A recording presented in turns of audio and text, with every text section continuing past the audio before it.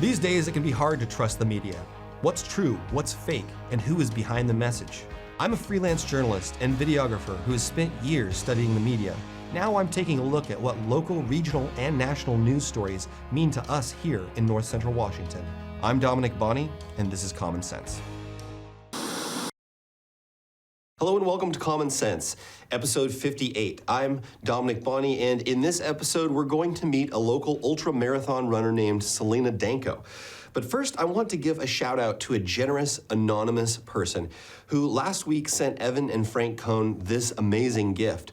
In the last episode, episode 57, I featured Evan and Frank, and presumably someone saw it and decided to send Evan this Ultimate Collector's Series Star Wars Lego set of an Imperial Star Destroyer, which for you non-Star Wars fans out there is basically a big spaceship.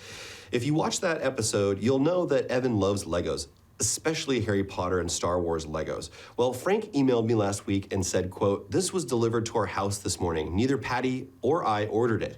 We can only assume that some kind person saw your broadcast and sent it to Evan. We are very grateful to the person or persons that got this Lego build for Evan. We'll have many hours and days, probably weeks, of enjoyment with this build. It's a tremendous act of kindness that none of us at our house will ever forget," end quote. That generous act of kindness not only made Evan's day, it also made mine. Sometimes it's easy to get down on myself and wonder who actually watches this show.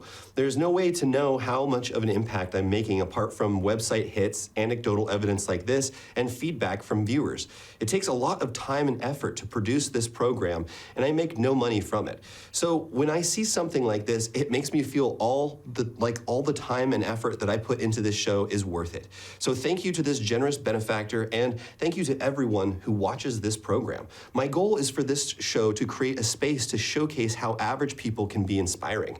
Virtue isn't a word that we use much anymore these days, but to the founding fathers and mothers of this nation, this experiment in democracy, it was a very important word. In many of their minds, this American experiment would not work unless the citizens possessed both virtue and knowledge. Samuel Adams, the cousin of John Adams, our second president, said, quote, "If virtue and knowledge are diffused among the people, they will never be enslaved. This will be their great security," end quote. Unfortunately, neither virtue nor knowledge are diffused among the people. Great swaths of our population are enslaved mentally to misinformation, conspiracy theories, and snake oil salesmen masquerading as alternative medicine practitioners. So what does one do? You could get mad, you could get mean, you could lose faith in humanity, or you could go looking for virtue. You could seek to remind your friends, neighbors, and community that those possessing virtue are still out there, that they do still exist, even if theirs aren't the loudest voices with the biggest platforms. Frank, Patty, and Evan Cohn possess that rarest of commodities these days, virtue. And so does my next guest, Selina Danko. But add to that grit, determination, and a force of will that is truly impressive. She may be small in stature, but she is a giant when it comes to a mastery of the self. She's not only a marathon runner, but an ultramarathon runner. To folks like Selina, 26.2 miles, the standard marathon length, is just the beginning. She has run 200-mile-long races, and I think that calling that impressive is an understatement. So let's go to Selina's house now and learn more about her and why she has dedicated part of her life to long-distance running. Well, my name is Selina Danko, and I've been running marathons for about 15 years. Made several false starts at training for one and abandoned ship and had to start all over again. Anyone who's tried to run a marathon knows that that is quite a journey. It's really about the training, not so much about the race. The first marathon that I ran was in Boise. It was a Boise marathon, and it took forever. I think it took 4 or 5 hours to complete it. And I was so tight and so sore. And that was after completing a full training regimen to prepare. I thought I was prepared. And like I always do, went out too fast. I even went the wrong way. And I went off course for a little bit. And I was so far back in the pack, but I still had to confess my sins that I'd gone off the track. And they said, don't worry about it. We don't care. You're fine. But I just remember being so sore and going home and just getting in the hot tub, and I had to drive home because of course, my children were small and my husband was home taking care of them, and I drove from Fruitland, Idaho to Boise, did the race, and then drove home, and then hot tub. Wow. Yeah. And how long was the drive back? It's about 45 minutes. Oh, okay. Not too far. And was that where you were living at the time? Yes, in Fruitland. Okay. So it wasn't like you were driving all the way back to Wenatchee from. No, I from would not Boise. recommend that. After a marathon? No way. You're a glutton for punishment if you do that. Wow. Okay. So what made you interested in running marathons, and why did you start? It was a goal.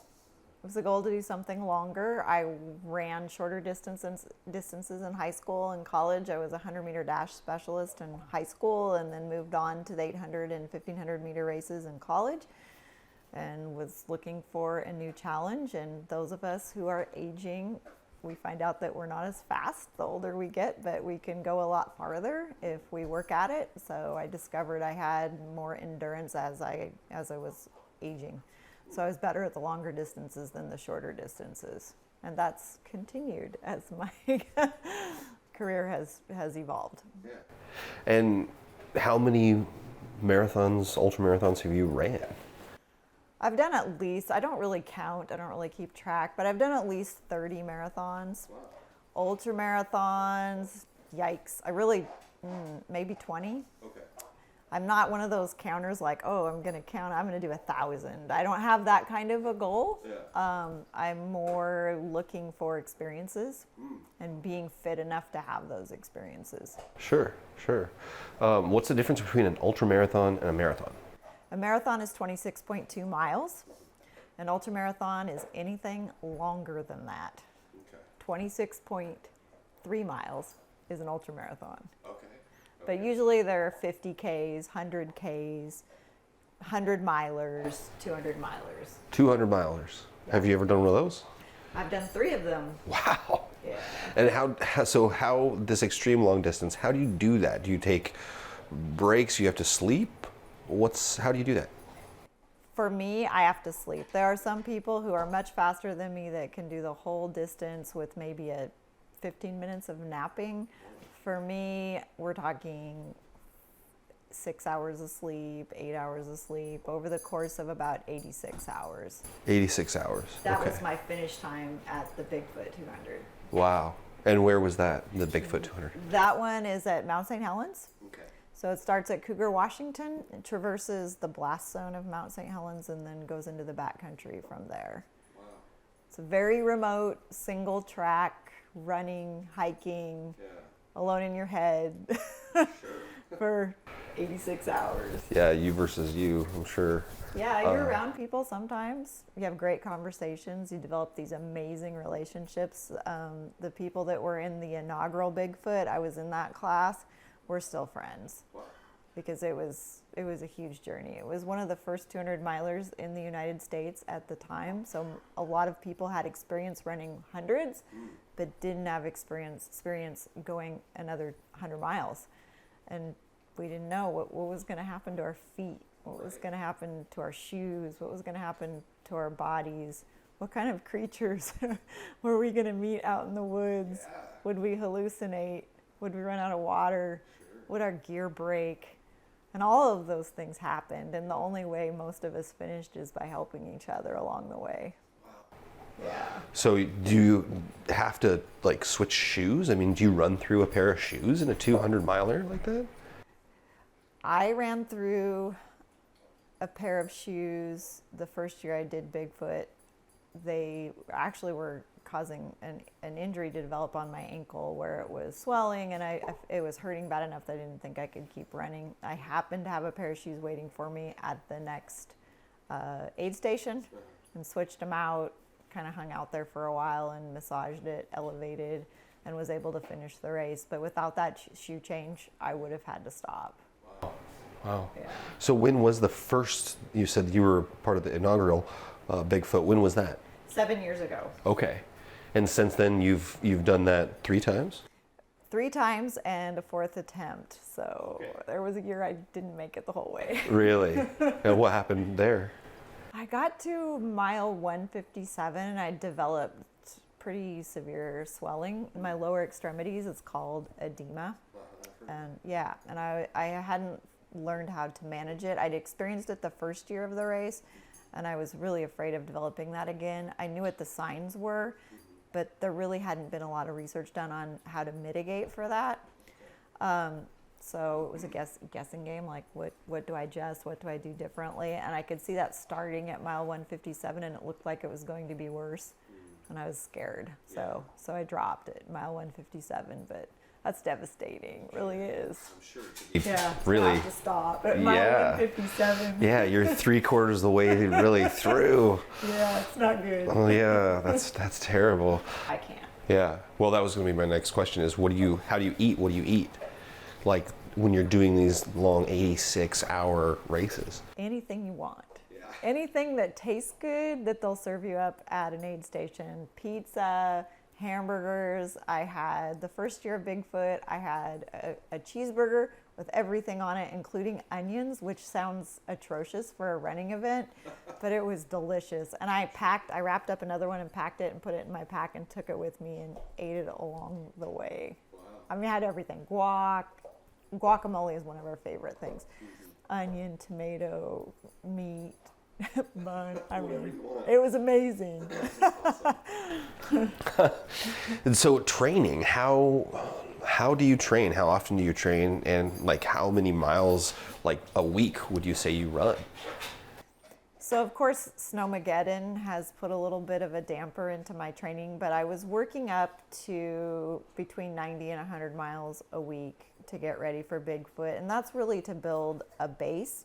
And then in the summer, as soon as the snow melts enough, then you're looking at going out and trying to do 40-mile days, 38-mile days. And those are mountain days. Those aren't local days. That's going out to where you can get significant elevation gain. Wow. And so where are some of those places that you would go? My favorite place to go is Phelps Creek. Okay. Because there are several loops. There's a Buck Creek loop that goes over Spider Meadows, Spider Gap, Lyman Lakes, Rainy Pass, and then loops back down Buck Creek, and that's about a 38 to 40-mile loop. Okay.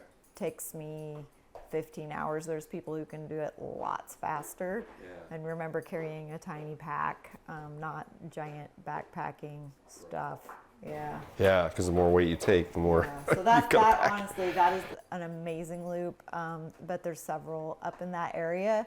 So I leave here at like 4 a.m, get it to the trailhead by 6, and home 10, 11 o'clock at night. So there's that one, and I highly recommend, if you haven't done this one, the Nepiqua Valley Loop, which is in the same area, going up Little Giant, down into the Nepiqua, and up High Pass, and then out Buck Creek, which it's another loop, but it's just as hard as the other one. It's shorter in miles, but amazing and not highly trafficked. I think when I did it, I saw maybe 5 people the whole time.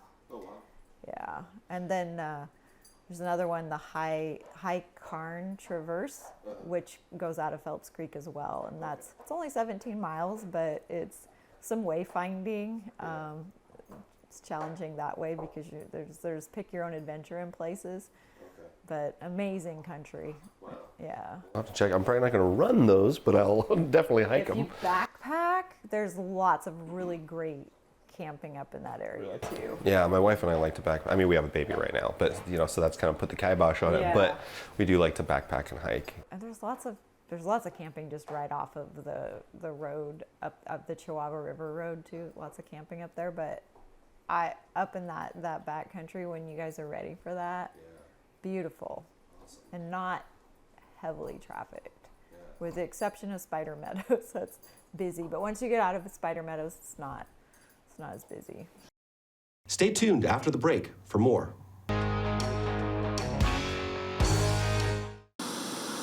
Who are you talking to? I told you, knock it off! End the cycle. Call SAGE, Safety, Advocacy, Growth, and Empowerment. Get private, anonymous counseling. Learn how SAGE can help you. Receive legal assistance and protection. SAGE also offers a safe place for you and your children. Of course, a hug from Hank always helps. Sage can help you move on with your life. Call Sage today. Let Merry Maids custom cleaning experts help you clean up your to-do list. Between work, kids, and pets, it's hard to find time to keep up. Let Merry Maids of Wenatchee help. Merry Maids cleaning experts can help keep your home or business fresh, neat, and exactly how you'd clean it if you only had the time. Call now for a free estimate, 509-663-1710. Serving Chelan and Douglas counties. Merry Maids, let us help. Hi, I'm Chuck Dronan, Managing Member at Eplodolin Retirement and Assisted Living. It's been a tough year for all of us, but especially for those working and living in senior care facilities. Over the course of these many difficult months, our staff at Eplodolin has been vigilant in adhering to federal and state guidelines to protect and assure the safety of our residents and their caregivers. If you're in need of assisted living for a loved one, give us a call at Eplodolin. We're here for you.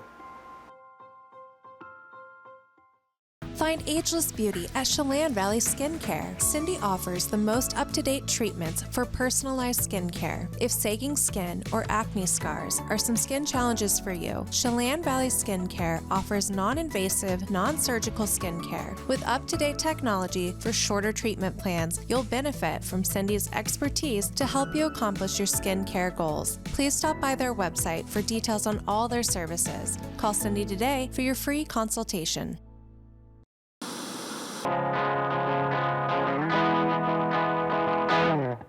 Welcome back. Let's get right back to my interview with ultramarathon runner Selena Danko. You do mostly local running during the week, and then these things these longer mountainous stuff on the weekends usually. Is that how you do it? Yeah. When I'm not working on a weekend. Oh, I see. Yeah, because you also work for Link Transit, right? Yes, and so often that involves weekend work, and so at least one day out of the weekend I try to get to the mountains. It doesn't always work out, but I try to do that. And what's on the horizon for you? Like, are you training for something currently, or do you have a plan to do something in the future? Bigfoot. Okay, again. Yes, Bigfoot again. The reason there are three, in fact, there's another fourth one in development that Destination Trails put on. I would love to do all of them. There's one in Moab, and I actually run an aid station at Moab. So if any of you listening want to join me at running an aid station at 11,000 feet in Moab, I'd love to have you. It's we usually go down there 2 days in advance or stay an extra 2 days. And we have a great time in Moab. We go to Arches, we go to Canyonlands and tour around. But we spend 48 hours serving runners who are on this 240-mile adventure through the Moab desert lands. Wow. Yeah. I've heard Moab is very beautiful. Oh, I couldn't imagine. It's amazing. And we kind of learn, as aid station workers, you kind of learn the back ways, the places that aren't as traveled. Sure. So we had a great time last year. We went down and we actually spent the night in the back of a U-Haul because it poured down rain. Wow. We had a lot of fun. We had some like type A adventure in Moab before the race started, and then went up and did the race, and it snowed. Whoa. It snowed, and yeah. What time of year was this? It's in October. Okay.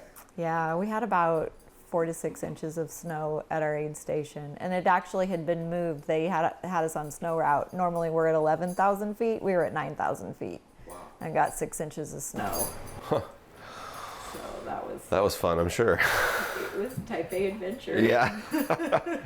So behind you on the wall, you have some of your medals. What are some of those? Most of those are marathon medals. This one's a 50K. That's a newer race that is held at Ancient Lakes. Lots of repeat loops, but it's nice and mostly flat. Oh, okay. There's some hills, not a lot of elevation gain, but it's a good one. If you're looking for a good starter 50K, I recommend Ancient Lakes. It's close. You don't have to travel far, mostly flat, but also beautiful. Yeah. I think it's in April. They've kind of moved the date around because of COVID. So there's that one.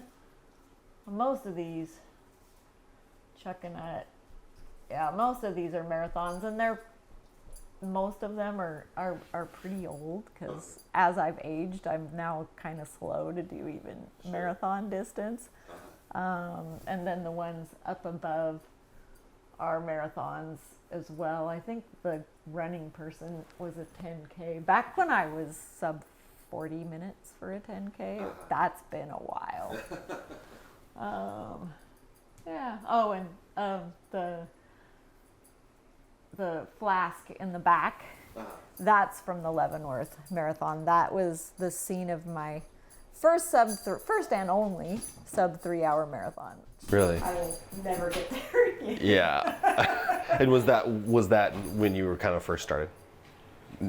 Near the beginning of your I think career? that was kind of where I was peaking at my fitness level. In my, like, how long ago was that? I think I was probably like 45 when I ran that. Okay. And there's a lot of downhill, so you can fly. I'm sure. That's a great course. If you want a fast marathon, Leavenworth is the way to go because the first half of it is downhill, and if you've got some good speed, you can really fly. Yeah. Yeah. So any advice for people who may be looking into getting into marathoning or taking it the next step from a marathon runner to ultra marathon? So the recommendation that I have for people, and I don't always follow this, and it is really just, you can get on a training plan, but really monitor your body. If you feel a little something niggling at you, pay attention to it. The rule of thumb is to not increase your mileage more than 10% a week.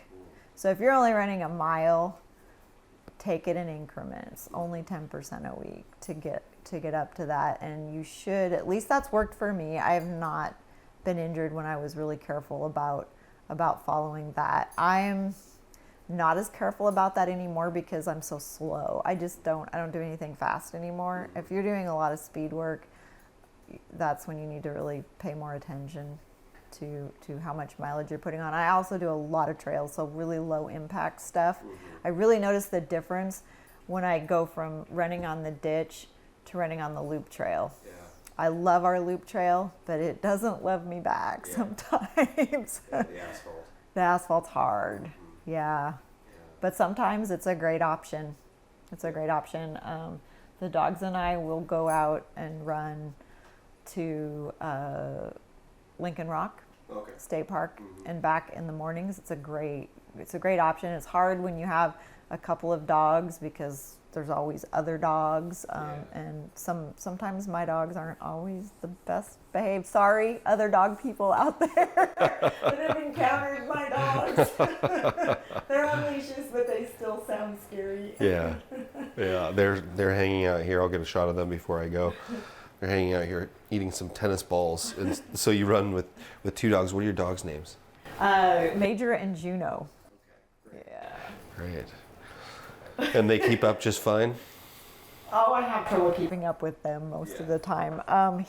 They will get tired eventually, but by the time they're tired, like in the mountains, Juno has not done mountains with me. She's a newer dog.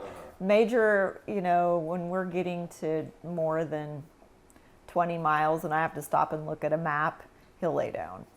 He never does that on a shorter distance, but you can tell he's starting to get tired. It's like, she's looking at the map. Great, I can stop and take a break. Have they ever come in handy with like wild animals or critters or anything like that when you're out? I think that the opposite might be true because when we're up on the trails around here, for instance, the coyotes will follow us because I have the dogs. So that's been a little bit intimidating for me sometimes to have a coyote following kind of close behind. They make me feel really secure though when I'm on the loop trail in the dark. I wouldn't go on the loop trail in the dark by myself without them. Yeah, because you run pretty early a lot of times too, right? 3:30 in the morning. Yeah, so you're running in the dark. Yeah. And I see people. Oh, I see. Yeah. So having the dogs with me gives me a lot of comfort that, even though they probably just lick you to death. Yeah. They're intimidating though. Yeah, I think so. Yeah. Well, that's cool. Well, those are my questions. Do you have anything else that you want the public to know about this story, your running, or anything else? I think that, for me, ultra running is a way to get out of my head, but in my head at the same time. I mean, it relieves stress. It's like they always say, the ultramarathoners, they're always running from something. Not really feel like I'm running from anything, but it gives me a great peace of mind. If I can get a run in the morning, even if it's only 3 or 4 miles, I just feel so much better about my day. It decreases my anxiety a ton. It's just healthy for you to get out and do something, whether it's walking or running. When I started planning a series called Stronger Women, I immediately thought of Selena Danko and Monica Cahalan, who I showcased in episode 53. Both women prove that it doesn't matter what your gender is. Toughness is mental. I know plenty of big, strong men with cosmetically crafted physiques who, when they catch a cold, act like they've been laid low by the bubonic plague. I also know plenty of women like Selena, who are so mentally tough, they can push themselves past the pain, past the fatigue, and complete grueling 200-mile foot races in mountainous terrain. If anyone tries to tell you that men are inherently superior or tougher than women, tell them about Selena Danko and Monica Cahalan, because it's not just about being physically strong, it's also about mental toughness. And in this coming chapters of this Stronger Women series, I want to showcase women who personify and symbolize mental strength in the face of adversity. Maybe that's a nurse or a medical professional who has been stuck in what has become a grueling slog of a profession, even as colleagues quit out of protests of vaccine mandates or leave for more lucrative traveling opportunities, or simply can't take it anymore and are burned out. Or maybe that stronger woman is a person with a disability who has to navigate the world in ways that would be anathema to those of us who have never experienced what it's like to live with such a burden. Strength takes many forms, and one gender doesn't have a monopoly on it. In fact, I would and do frequently argue that most of the time men who go through great lengths to prove their strength of their arms are often weak of mind and spirit. So stay tuned in the coming weeks for more in this Stronger Women series. And if you have somebody in mind that would fit the bill of a stronger woman, feel free to reach out and nominate someone. Just email info@ncwlife.com, and the folks here at the station will forward that email to me. That's all for this episode of Common Sense. Join me next week and meet Karen Smith, who wrote a Rotary grant that resulted in $500,000 going to a project called Hand Wash, which, according to the official website, quote, develops and implements business-based best practices for public and private collaborations to build capacity in local communities to deliver thoughtfully managed and sustainable clean water and sanitation to all the citizens of Haiti, end quote. I'm Dominick Bonny, and that's next time on Common Sense.